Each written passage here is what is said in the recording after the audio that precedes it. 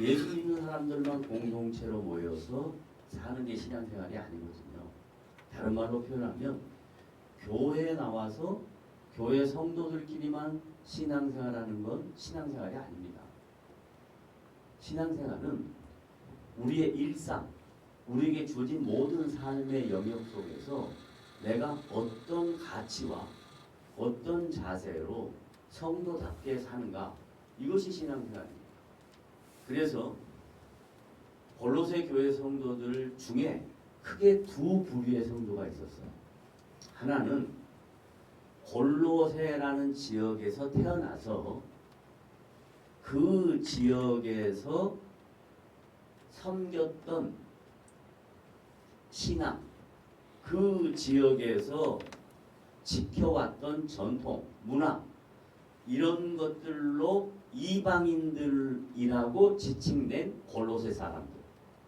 그 사람들이 골로새 교회 성도의 한 부분이었어요. 또 하나는 예루살렘에서부터 핍박이 시작되니까 예수 믿는 사람들을 박해하고 죽이고 하니까 그걸 피해서 골로새라는 지역에 와서 자리 잡고 살고 있었던 디아스포라된 유대인들이 살았어요. 그 유대인들 중에 예수를 믿는 사람이 교인인 거예요. 그러니까 그 교회 공동체 안에는 두 부류가 있는 거예요. 골로새에서 태어나서 거기에서 그 신과 문화와 전통으로 살던 사람이 예수를 믿게 됐고, 또 디아스포라된 유대인들이 골로새라는 지역에 와 살다가 예수를 믿게 됐고, 그래서 이 두 전혀 다른 지체들이 예수 때문에 한 공동체 일원이 된 겁니다. 근데 그 사람들 삶 속에서 서로 다른 문화와 전통 속에 살았기 때문에, 또 다른 신을 믿고 살았기 때문에 다 각자의 전제가 있어요. 선입견이 있어요. 그래서 그 전제와 선입견으로 상대방을 향하여 비판하고 정죄하는 것이 그들 사이에서 일어난 문제였어요. 다른 말로 말하면 신앙생활하는 성도들이 각자 자기가 예수를 믿을 때, 처음 주님을 만났을 때 그 처음 믿음의 내용, 그리고 신앙생활하면서 가졌던 자기 나름대로 신앙관, 근데 다 그게 다르거든요. 왜? 하나님이 인격적이니까. 똑같은 방법으로 부르지 않아요. 다 다른 방법으로 부르셨어요.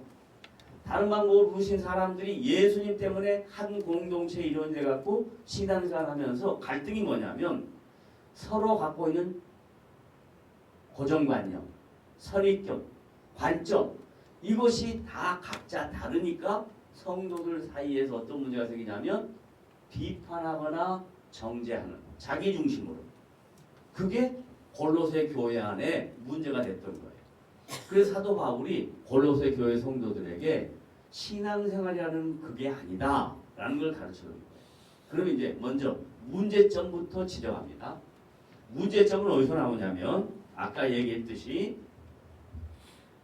유대인들은 모세 율법과 자기들이 만들어낸 율법이 616가지 율법이 있어요. 율법이 몇 가지가 있다고요? 616가지가 있어요. 그런데 그 616가지에서 크게 두 종류로 나눠요. 하나는 뭐뭐 하지 마라 하는 율법이 있고, 또 하나는 무엇을 해라 하는 명령이 있어요. 그러면 무엇을 하지 말라라고 하는 부정적 명령이 있고, 무엇을 해라라고 하는 긍정적 명령이 있어요. 그럼 제가 물어볼게요. 하지 말라는 명령이 많을까요? 뭐뭐 해라는 명령이 많을까요? 어렵잖아요. 그냥 둘 중에 하나만 선택하면 돼요. 뭐가 많을까요? 하지 말라. 어떻게 잘 알아? 인간은 하지 말라고 하면 어때요? 더 하죠. 그러니까 그걸 잘 아니까 616가지 중에서 뭐뭘 하지 말라고 하는 명령이 더 많아요. 그게 몇 가지일까요?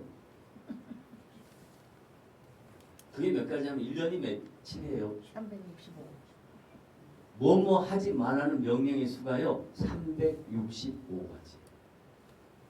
이건 뭘 의미하냐면 우리가 잘 이해할 수 있도록 우리가 잊어버리지 않도록 하기 위해서 한 겁니다. 다른 말로 바꾸면 인간은 매일 하지 말라라는 말을 들어야만 된다라는 뜻이에요. 부모가 자식에게 제일 많이 하는 말이 뭔 말이냐면 어릴 때부터 해요. 하지마! 하지마! 이거잖아요. 그거 왜 그래요? 왜 그래요? 미워서 그래요? 사랑하니까 그렇죠. 자기가 해보니까 그거 했다가 손해니까 너는 하지 말았으면 좋겠다 해서 하는 거잖아요.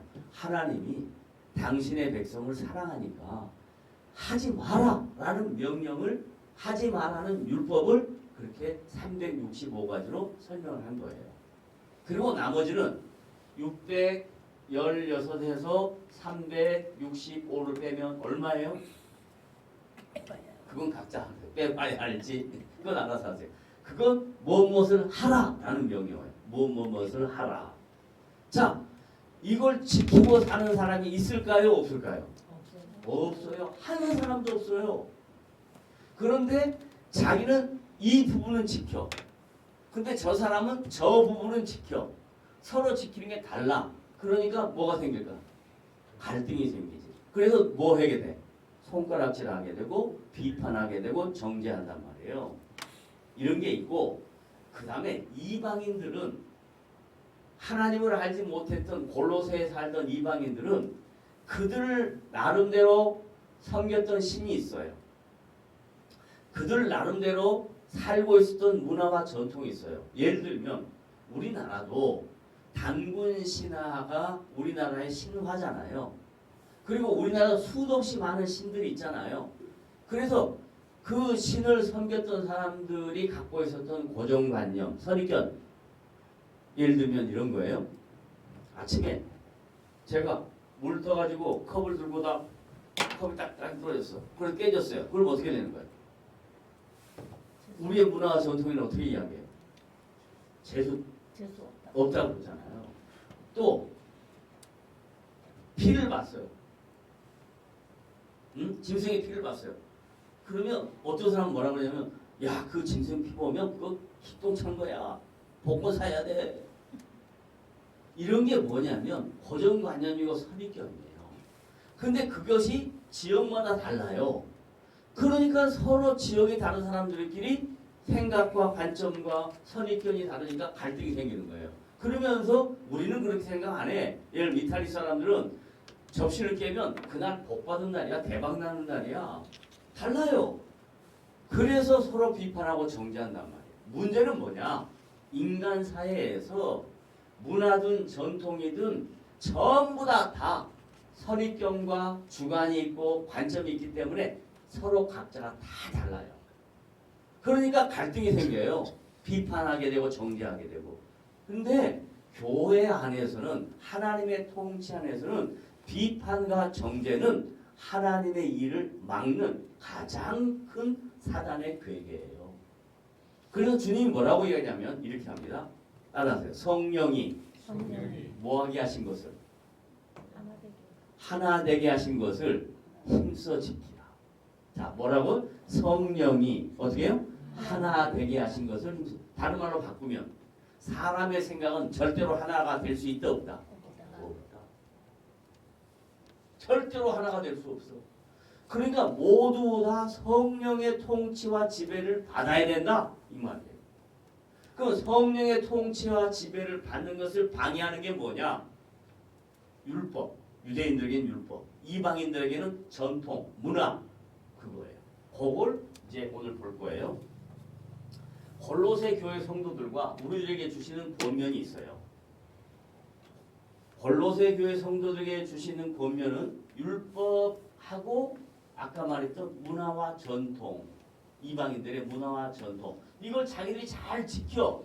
잘 지키니까 그 잘 지키는 내용을 크게 4가지로 정리해 놨어요. 첫째 뭐예요? 먹고 마시는 것. 다른 말로 말하면 사람에게 있어서 가장 중요한 게 뭐라는 거예요? 먹는 것과 마시는 거라는 거야. 사람에게 가장 중요한 게 먹는 것과 마시는 거예요. 그런데 보세요. 먹는 것과 마시는 것이 고향마다 지역마다 다 어때요? 다 달라요. 저는 김치를 이제 먹으면 제가 자란 지역에서는 김치를 담글 때 거기에 생선들을 많이 넣어요. 특별히 저는 어릴 때 어떤 김치를 많이 먹었냐면 그때 당시만 해도 갈치가요 너무 맛있어요. 갈치를 잘라가지고 갈치를 통으로 김치에다 넣어요. 그것만 넣은 줄 아세요? 조기를 넣어요. 조기. 그럼 이게 몇 개월이 지나잖아요. 그럼 그게 잘 사가져서 너무 맛있어요. 그 입맛이 있는데 서울 사람들은 안 넣어요. 젓갈도 안 넣어요. 그런데 그게 처음에는 못 먹었던데 요즘은 먹으면 또 그것도 맛있어요. 그러니까 서로 다르단 말이에요. 먹고 마시는 것이. 그러니까 이 먹고 마시는 것 때문에 자꾸 지적을 해요. 남을 비판하고 정죄하고 지적을 해요. 근데 유대인들에게서는 이 먹고 마시는 것이 굉장히 중요해요. 하나님이 먹으라는 게 있고 먹지 말라는 게 있어요.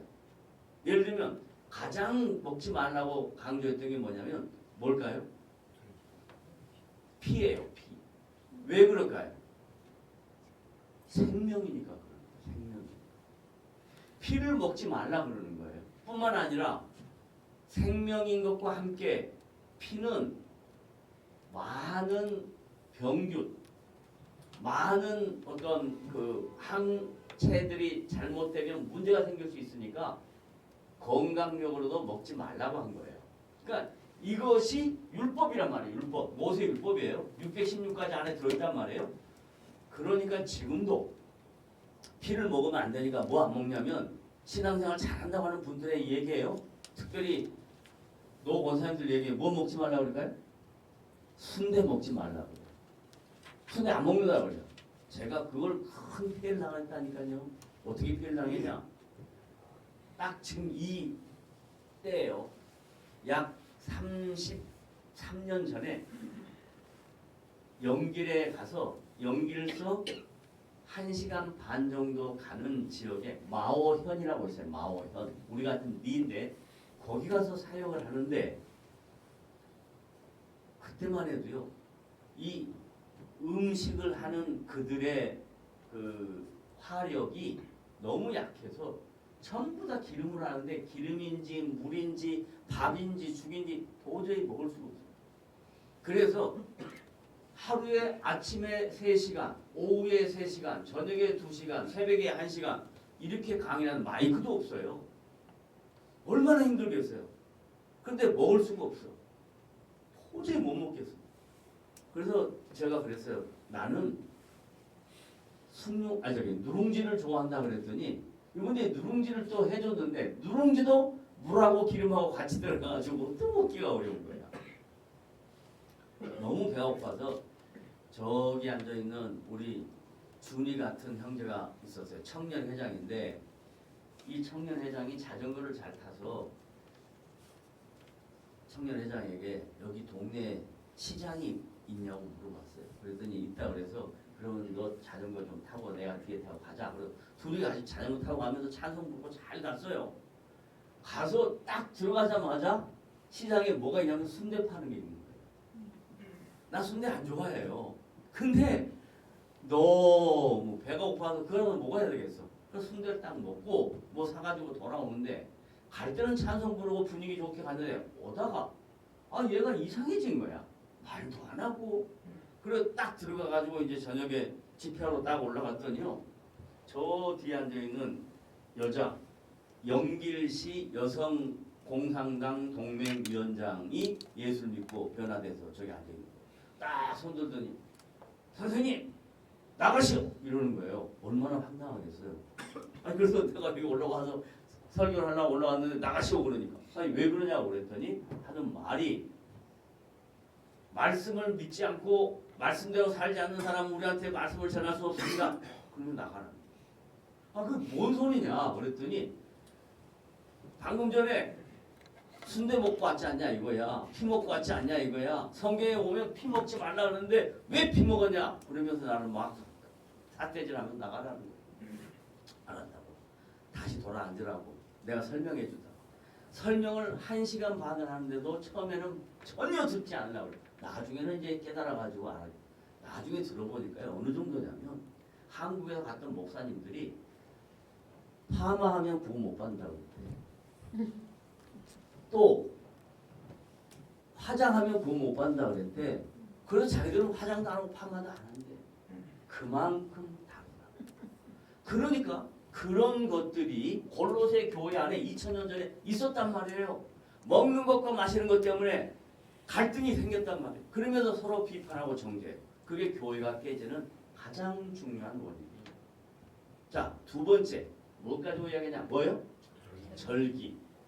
우리나라 절기는 뭐가 있어요? 그게 곧 다가오잖아. 구정이 있잖아요. 그 다음에 추석이 있죠. 뿐만 아니라 동양에는 24절기가 있어요. 그리고 24절기를 가지고 농사를 해요. 그건 다 경험이에요. 이 절기를 굉장히 중요하게 생각해요. 유대인들에게 절기는요. 너무너무 중요해요. 제일 중요한 절기를 뭘로 생각할까요? 유대인들? 6월절. 6월절. 7.7절. 등등의 여름 절기들을 다 지키고 왔어요. 그런데 디아스포라된 유대인들이 와서 보니까 이방인들이 절기가 있어요? 없어요? 없단 말이에요. 그러니까 그것 때문에 갈등이 생긴 거야. 너 왜 절기 안 지켜? 너 왜 절기 안 지켜? 그러면서 율법을 지키고 있는 유대인들이 디아스포라된 그리스도인 유대인들이 골로새 살고 있었던 그리스도인들에게 자꾸 비판하고 정죄하는 거예요. 그 다음 뭐예요? 초하루. 이거 중요해요. 우리도 초하루 굉장히 중요하게 생각해요. 이거 있잖아요.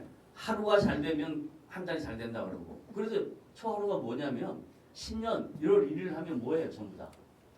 가서 해보러 가잖아요. 그래서 밝아오는 해를 다 보고 나면 1년이 잘 된다 이렇게 생각하는 거예요. 그만큼 초하루도 중요해요. 또 하나 중요한 거. 유대인들에게서 제일 중요한 게 뭐냐? 뭐예요? 안식일이에요. 안식일. 안식일은 뭐 하지 말라? 일하지 말라. 우리 저기 김홍문사님은 잘 아세요. 재건파 쪽의 교회 성도들은요. 주일날 몇 보 걷는 것 이상 가면 안 돼. 그러면 그것 어떻게 해야 돼요? 서야 돼. 서야 돼. 그 주일날요. 돈 쓰면 안 돼. 그러니까 버스를 타고 와야 되잖아요. 그래서 어떻게 해야 돼? 토요일날 교회 가서 자. 그게 자랑이야. 저는요. 어릴 때 교회 다닐 때 우리는 고려파였는데 재건파나 고려파나 비슷해요. 고려파였는데 우리 어머니가 나를 제일 많이 때린 날이 언제일까요? 주일날. 뭐야 주일날? 돈 썼다니까 돈 썼다. 그 돈도 어떻게 썼을까? 헌금 주면 헌금 까먹었을 거 아니야? 그럼 맨날 얻어맞는다 맨날. 나는 어릴 때 그게 도저히 이해가 되지 않았어요. 그런데 이런 것들이 교회 안에 갈등의 문제가 됐던 거예요. 율법을 지키자. 문화와 전통을 지키자. 이것 갖고 교회 안에 갈등이 생겨요.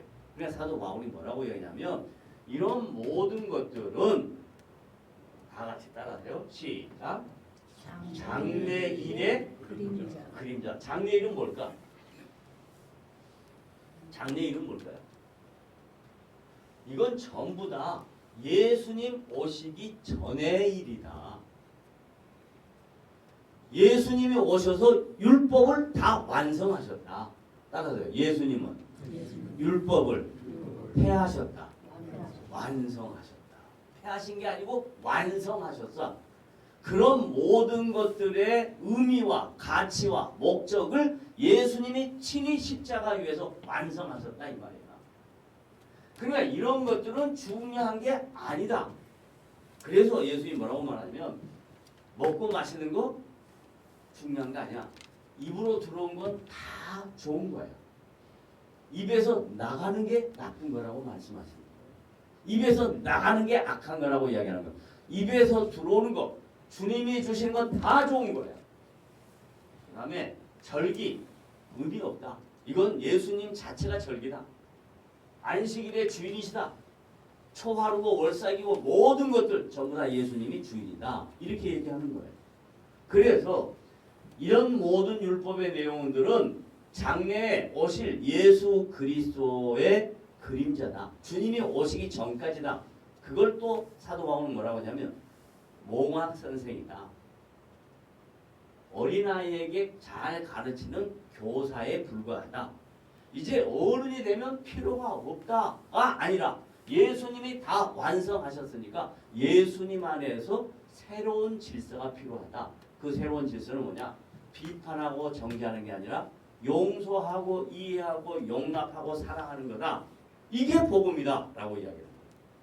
알았어요? 용서하고 이해하고 용납하고 사랑하는 것이 주님의 말씀이다. 그래서 내가 너에게 새로운 계명을 주노니 서로 사랑하라. 그러면 다른 말로 바꾸면 서로 사랑하는 것이 쉽다 어렵다? 어렵다. 아니야. 어렵다 정도 아니라 어떤 어렵다? 허벌나게 어렵다. 그래서 사랑해야 된다. 이 말이야. 그게 복음이다 이 말이야. 그게 복음이다. 그게 복음이다. 자, 그 다음에 두 번째 내용 넘어갑니다. 다 같이 읽어봅시다. 시작.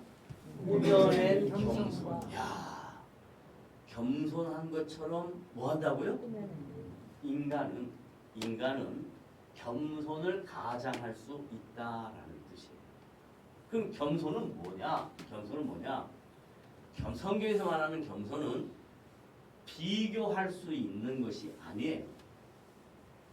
여기서 말하는 겸손은 뭐냐면 하나님 대신에 다른 것들을 높이는 것, 이걸 뭐라고 하냐면 교만이라고 이야기하고, 하나님을 섬기는 것처럼 하는 것, 그게 꾸며낸 겸손이야. 겉으로는 하나님 섬기는 것 같아. 근데 그 속에 들어가면 하나님이 없고 하나님 대신에 다른 신들이 꽉 차 있어. 그 다른 신이 뭐냐면요, 예수님이 친히 말씀하셨어요. 나를 섬길래, 재물을 섬길래, 만몬을 섬길래. 그러면 하나님 얘기해놓고 그 안에 제일 중요한 게 뭐가 들어가냐면 돈이 들어가 있는 거예요. 지금 이 마지막 세상은 더더욱 그래요. 돈이면 모든 게 다 해결돼. 돈이면. 그러니까 하나님 없이 돈이 최고야. 그게 꾸며낸 겸손이에요. 그 다음에 또 하나 뭐라고요? 천사 숭배. 천사는 하나님이 당신의 일을 이루시기 위해서 성령으로 인격적으로 일하셨어요. 그러면서 그 성령의 일하는 가운데 천사를 활용하시기도 하셨어요. 그런데 마치 천사가 대단한 것처럼 숭배하는 사람들이 초대교회 안에 많았단 말이에요. 이런 사람들로 인해서 꾸며낸 겸손과 천사 숭배 등은 전부 다 뭐냐? 다 뭐라 그런다고요? 주관적인 것이다. 한 개인의 생각이다. 객관적인 진리가 아니다. 꾸며낸 겸손과 천사 숭배는 주관적인 것이다. 한 개인의 문제다. 그 다음에 또 요건 뭐 할 수 있다? 과장할 수 있다. 얼마나 귀한 말씀인지 몰라요. 그리고 세 번째, 시작. 머리이신 그리스도. 이게 무슨 말이냐? 예수님이 머리다. 이 말은 교회의 주인이다. 이런 뜻입니다. 머리다. 이 말은 인격을 강조하는 거예요. 인격. 예수님은 인격이다. 그래서 머리다. 이 머리에서 모든 것이 내려와서 마디마다 관절마다 힘이 공급돼서 그게 자라나게 된다라고 이야기하는 거예요. 그러니까 나의 머리가 누구냐? 나의 주인이 누구냐? 나가 아니라 나의 주인은 누구다고요? 예수님입니다. 그리스도다라고. 그것이 골로새 교회 성도들 안에 잘 박혀 있지 않았어요. 초대교회 성도들 안에 내 삶의 주인이 그리스도다 이게 박혀 있지 않았어요. 내 삶의 주인이 난데 내가 뭘 못할 때 종처럼 예수님이 와서 도와주고, 내가 부르면 와서 도와주고, 내가 기도하면 그 기도 듣고 와서 도와주고, 이런 것으로 착각했단 말이에요. 그게 아니고 내 삶의 주인은 그리스도인데 그리스도께서 우리의 연약함을 아시고 우리에게 힘을 주신다. 그런 주님이 우리의 연약함을 아신다. 다 합니다. 주님은 우리의 연약함을 모른다. 잘 아신다. 그래서 도와주는 거예요. 내가 막 울부짖고 기도하니까 주님이 들어준 게 아니라 연약하니까, 부족하니까, 흠이 많으니까 주님이 우리의 연약함과 부족함과 흠이 많음을 아시고 도와주는 것뿐이에요. 주님이 그것을 응답이라는 표현으로 우리에게 나타내시는 거예요. 지금도 살아계신다라는 개념입니다. 자, 그렇다면 머리 대신 그리스도에게 붙어 있지 않으면 자라날 수가 없습니다. 머리 대신 그리스도에게 붙어 있어야 자라납니다. 뭐가 자라나? 우리의 영적 인격이, 영적 성숙이 자라나요. 목사님께 붙어 있으면 절대 안 자라요. 사람에게 붙어 있으면 절대 안 자라요. 예수님께 붙어 있어야 우리의 영이 살아요. 우리의 영이 호흡을 해요. 우리의 영이, 우리의 마디가 힘줄이 공급함을 받아서 자라가게 되었어요. 여러분들이 예수님을 잘 아셔서 2024년 한 해 살아갈 때 내 삶의 주인이 그리스도인 것을 믿고 주님께 잘 붙어 있어서 여러분의 신앙의 성숙과 삶의 아름다운 열매들이 풍성하게 이루어지시기를 주님의 이름으로 부탁을 드립니다. 네, 주님께 붙어 있으시길 바랍니다. 따라합니다. 2024년은 나의 삶의 주인을 주님으로 확실히 믿고 그분께 따라가며 순종하며 아름다운 열매를 맺자. 아멘. 기도합시다.